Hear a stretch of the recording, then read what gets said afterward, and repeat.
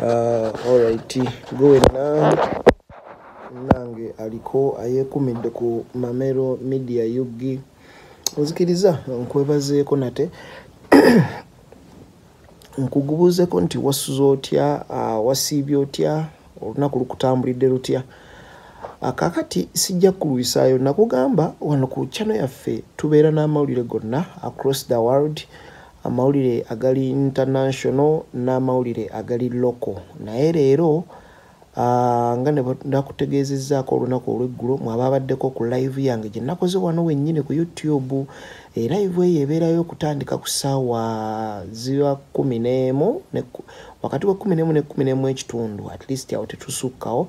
11 ekitundu mba nsonze ne tubeera nga tukuweereza amawulire agabadde gy'otabadde. Kati ababaddeko era waliwo ne video gye nakoze nensobola okubeera nga mbategeeza ku gundi ku eclipse eyabadde erina okubeerawo olunaku olw'eggulo, era bwe kyabadde Uganda zabadde ssaawa nga ziri mu 3:45 awo essaawa ezo eclipse yabadde emaze okubeera nga etandika okuyita mu nsi ziri ze nakugambyeko essatu. Ate jjukira ensi ezo zirinaaniganye. Kati awo ndowooza osobodde okubeera nga okitegeera. Kati era ababaddeko ekintu ekyo mwakitegedde bulungi, era byemu ku bifaananyi wano byolaba ne vidiyo gy'ogenda okulaba mu maaso awo nga osobola okulaba ekintu kino nga bwe kyatambudde across USA. Jjukira USA nsi nnene era buli mawulire gonna aga-happeninga mu USA kitukakatako okugakutuusaako, kuba buli ggulire lituuka mu USA automatically liba nga erimaze okutambula ensi yonna. Kati eclipse bagituumye eclipse mania nga bwe nakugambye olunaku olw'eggulo. Eclipse eno temala gabeerawo, kibanga kyamagero ensi okusisinkana omwezi ku kiva okugiyita eclipse. Omusana guba enjuba eba emaze okusisinkana omwezi mu kaseera ke kamu, mu budde bwe bumu, mu lunaku lwe lumu, mu ddakiika ze zimu, mu ssaawa ze zimu, biba bimaze okubeera nga bisisinkana. Era kino kikulyetingawo darkness mu kitundu weeba etuuse mu kaseera ako.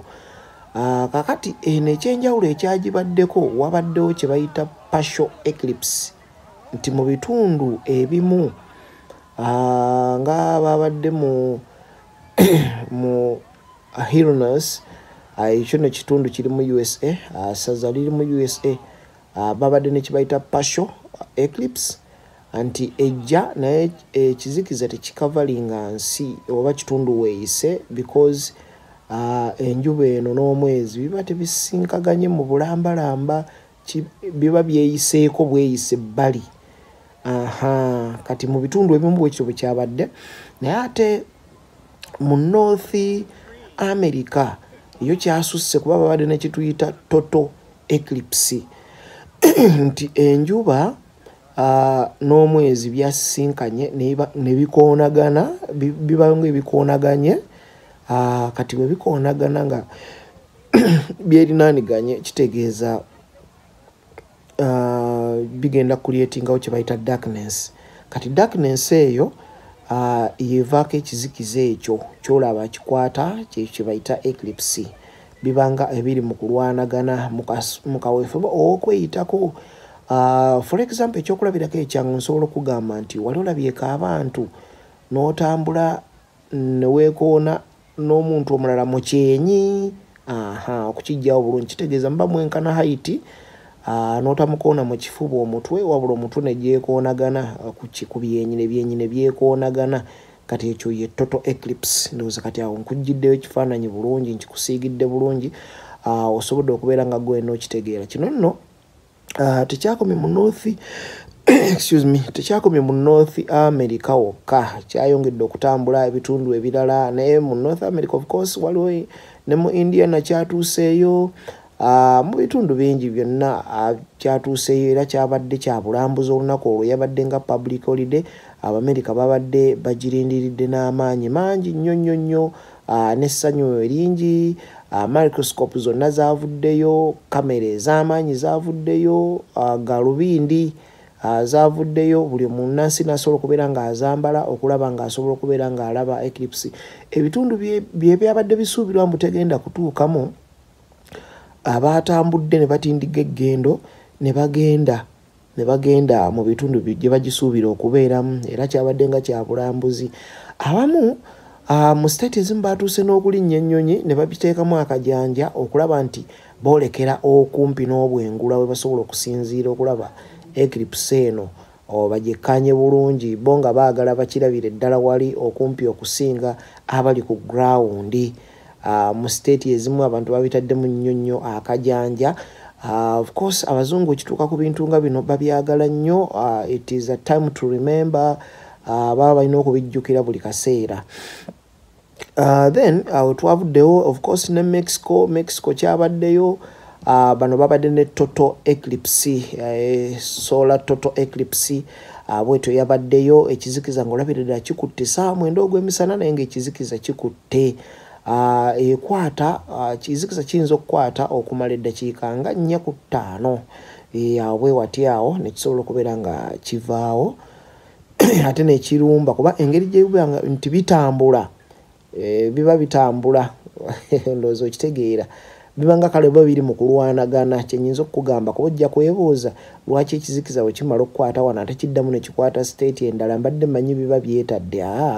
Biba birwanagana, kibitwalira essaawa nga 4 okweta ne byeta, naye biba byesibye enkalu, ndowooza mu njogera ennyangu, okwesiba enkalu.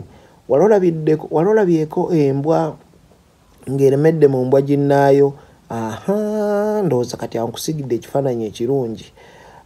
Nekigitwalira ebbanga essaawa eziwera. Kati ne kino bwe kiba omwezi kigutwalira essaawa eziwera okuva mu njuba.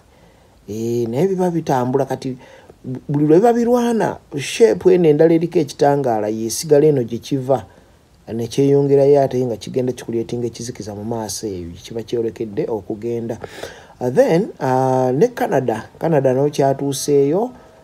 Era bannaffe abali Canada basobodde okubeera nakyo nga bakyekkaanya eclipse bagirabye. It was a night to remember. Ffe nno abatali mu nsi ezo mu Europe ne mu America abataliiyo, of course tekyabadde mu Europe, kyabadde across America kuba ne Canada eri mu bitundu byeyo ne Mexico.